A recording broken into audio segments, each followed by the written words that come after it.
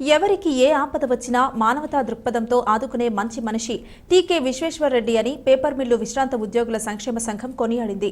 గోదావరి పరిరక్షణ సమితి అధ్యక్షుడు టీకే విశ్వేశ్వరరెడ్డికి ఇటీవల డాక్టరేట్ వచ్చిన సందర్భంగా కృష్ణసాయి కళ్యాణ మండపంలో అభినందన సత్కారం నిర్వహించారు.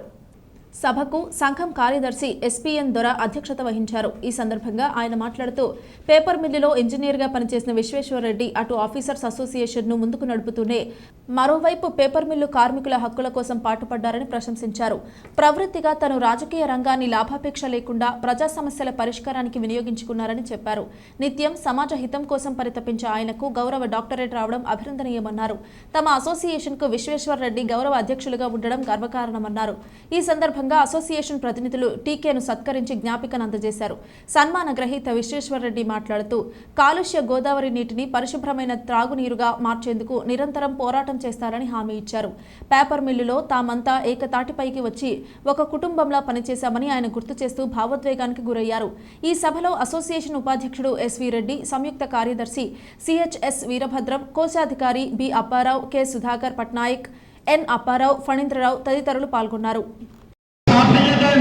మీ శ్రీమణి ధీమని ఆయన అర్థాన్ని శ్రీమతి మహేశ్వరి గారు అనుకున్న సందేహంలో మీ నరక చిరునవ్వులకు నూరేది ఆయుష్ మరుపురాని మరువని ఏ మహోత్సవం బడు వేరు మీ కుటుంబ పరివారం ఆరోగ్య భాగ్యాలతో నిన్ను నూరేళ్ళు వర్ధిల్లాలని మా ఆకాంక్ష శుభాకాంక్ష మీ ఇష్టదైవాన్ని ప్రార్థిస్తూ స్వగంధ పరిమళ నిరంజన్ సన్మాన పత్రము సభ్యుల సాక్షిగా సహృదయంతో స్వీకరించి ఆశీర్వదించాలని అభ్యర్థన. డాక్టర్ గారి పురస్కార శుభాకాంక్షలతో ఒక పద్యం.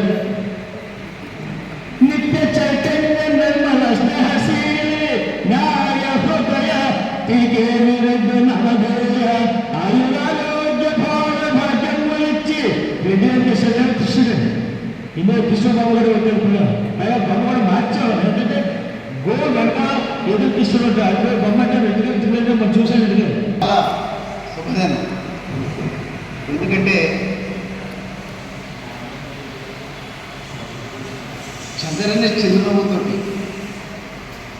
చెదరని చిరునవ్వుని ముఖానికి కొనుక్కుని నమ్రత, వినమ్రత, విధేయత ఇవన్నీ కూడా ఆభరణాలుగా చేసుకున్నాయి. 30 సంవత్సరాలకు పైగా సాంఘిక సేవా కార్యక్రమాలే కాకుండా ఈ విద్యారంగంలో కూడా మంచి 30 సంవత్సరాలు కూడా ఆయన కృషి చేస్తున్నారు. ప్రార్థనానంతరం అందరూ మాట్లాడడం ఊరికే ఇంత మనంతో మాటలు చెప్పాల్సి వస్తుందన్నమాట. సో వారికి జరగబోయే ఈనాటి ఈ సత్కారోత్సవానికి మీకు అందరికీ స్వాగతం పలుకుతూ